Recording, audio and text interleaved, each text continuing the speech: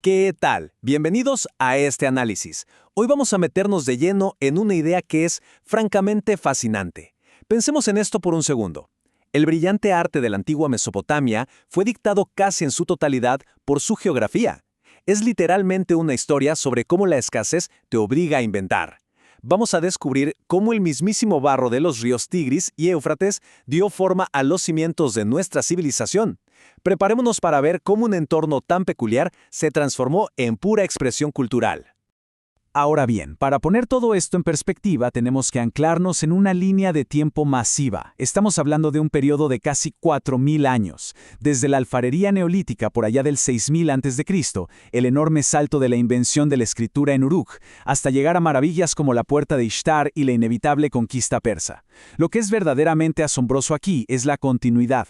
A pesar del constante ascenso y caída de imperios enteros, sumerios, acadios, asirios, babilonios, el hilo conductor de este arte mesopotámico se mantuvo súper firme a través de los milenios. Bueno, entremos en materia. Nuestro recorrido de hoy tiene una hoja de ruta súper clara, dividida en 5 puntos. Primero, el nacimiento del arte mesopotámico. Segundo, cómo construían con barro y ladrillo. Tercero, las reglas y el simbolismo de su escultura. Cuarto, los maestros del metal y la cerámica. Y finalmente, el imponente legado de Babilonia. Un viaje directo desde el fango de los ríos hasta las murallas de las primeras metrópolis. Empecemos con la sección 1, el nacimiento del arte mesopotámico. Para entender esto, situémonos en el lugar exacto de los hechos, ese inmenso valle entre dos grandes ríos donde la civilización urbana, básicamente cobró vida. Y claro, cuando muchísima gente se junta a vivir en un solo lugar, surge una de las preguntas más provocativas de toda la antigüedad. ¿Cómo se construye, y más importante aún, cómo se consolida un imperio enorme cuando prácticamente no hay ni una sola piedra a la vista? Este fue el grandísimo reto medioambiental de la época. Porque el contraste de materiales en esa zona era radical. Por un lado, la Baja Mesopotamia tenía barro, arcilla y agua para aventar para arriba, una abundancia absoluta. Pero por otro lado, piedra, maderas duras, casi inexistentes. Esta simple realidad geográfica significaba que levantar una ciudad significaba de una creatividad humana inmensa para volver rígido lo blando. Y claro, convirtió a la piedra dura, como el alabastro o la diorita, en un artículo de ultra lujo que costaba muchísimo importar por rutas comerciales súper peligrosas.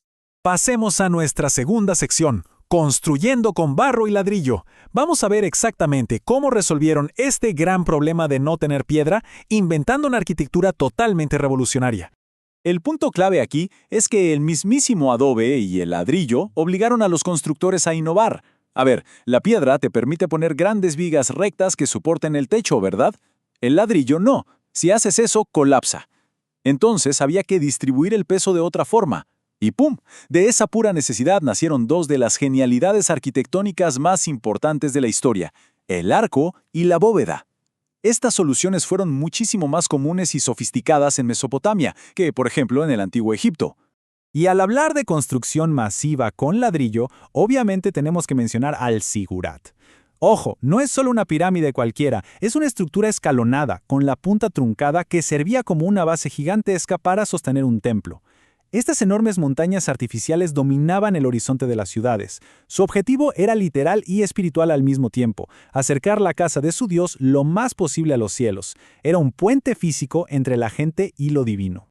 Para que dimensionemos la locura de estas estructuras, pensemos en el Zigurat de Etemenanki, dedicado al dios Marduk, en Babilonia. Este monstruo arquitectónico es ni más ni menos que la base histórica de lo que conocemos por la Biblia como la Torre de Babel. Es fascinante darse cuenta de que una montaña monumental, hecha puramente de tierra y arcilla cocida, impactó tanto que se quedó grabada para siempre en la cultura mundial. Número 3. Escultura, reglas y simbolismo. Ya vimos cómo hacían sus edificios, así que enfoquémonos ahora en cómo representaban a humanos y animales en un lugar donde, recordemos, tallar piedra era un lujo enorme. Al mirar cualquier relieve de esta época, brinca a la vista un patrón geométrico súper estricto. Esto es la ley de la frontalidad, y es vital para leer el arte mesopotámico. Funciona así. El rostro, los brazos y las piernas están de perfil para que la acción se entienda perfecto, pero los hombros y el pecho, así como el ojo, se muestran totalmente de frente. No intentaban hacer una fotografía realista, querían mostrar las partes del cuerpo humano de la forma más completa y reconocible posible. A esto hay que sumarle otra regla de oro, la perspectiva jerárquica. Olvidémonos de la profundidad espacial. Aquí, el tamaño de un personaje no tiene nada que ver con qué tan cerca o lejos estaba. El tamaño dictaba su poder. Así de simple. Entonces, si vemos un bajorrelieve, podemos identificar al instante quién es el rey o el dios, porque sin fallar, siempre va a ser la figura más grande de todo el cuadro. Resumiendo esta parte, hay un contraste espectacular. A los humanos los hacían con un realismo conceptual, posturas rígidas que representaban ideas de poder o devoción. Pero con los animales, ¡wow! Ahí sí aplicaban un realismo visual intenso, súper dinámico. Y un detalle brillante de su estatuaria. A las figuras humanas les grababan el nombre de la persona, porque para ellos no era solo una estatua, era un doble mágico. Sustituía a la persona real y la dejaban en el templo rezando por toda la eternidad. Una maravilla. Y justo para ilustrar ese contraste dinámico que mencionaba con los animales, tenemos que hablar de la obra La Leona Herida. Es un relieve famosísimo del Palacio del Rey Asurbanipal. Es una pieza maestra que capta la agonía, la emoción y el instinto del animal herido de una forma absolutamente genial. Rompe por completo con esa rigidez formal que tenían para esculpir a los seres humanos. Sección 4. Maestros del metal y la cerámica. Acerquémonos ahora a los oficios que realmente movían la economía de esta región. Es clave entender que la arcilla no era nada más para hacer jarrones o ladrillos. En ciudades pioneras como Uruk, la arcilla se volvió el lienzo mismo de la humanidad. Usando tablillas húmedas y unas herramientas en forma de cuña, inventaron la escritura cuneiforme. Así que básicamente, un pedazo de barro cocido se convirtió en el primer disco duro de nuestra especie. Ahí guardaron leyes, recibos de contabilidad y la primerísima literatura del mundo. Y esto nos ilustra perfecto otro pilar de su sociedad, la metalurgia. A diferencia de hacer vasijas de barro en casa, trabajar el metal era un sector ultra estratégico y súper controlado por el Estado. Porque recordemos, el cobre y el oro tenían que traerse de lejísimos. Estaba tan organizado que tenían 3 pasos exactos. El curcurú extraía y purificaba el metal. El napajú era el fundidor que hacía el arma o la herramienta. Y finalmente el cutimu, el artesano de lujo, que le daba el detalle fino a la orfebrería. Organización total. Llegamos a la recta final. Sección 5. El legado de Babilonia. Vamos a ver esa maquinaria de propaganda visual monumental que nos dejaron los últimos grandes imperios. En esta última época, el arte era abiertamente una herramienta de intimidación. Arte para apantallar y asustar, básicamente. Los palacios estaban custodiados por los lamassu, esos toros gigantes con alas y cabeza humana que te dejaban helado en la entrada. Adentro, kilómetros y kilómetros de relieves presumiendo batallas sangrientas y reyes cazando leones. Y desde luego, la mítica estela del Código de Hammurabi. Una pieza escultórica brillante que servía como ley, pero que te decía clarito: estas reglas las dictan los dioses, así que ni se te ocurra romperlas. Un año que encapsula todo este poder y esplendor es el 575 a.C. Fue cuando el mismísimo Nabucodonosor II mandó construir la impresionante Puerta de Istar en Babilonia.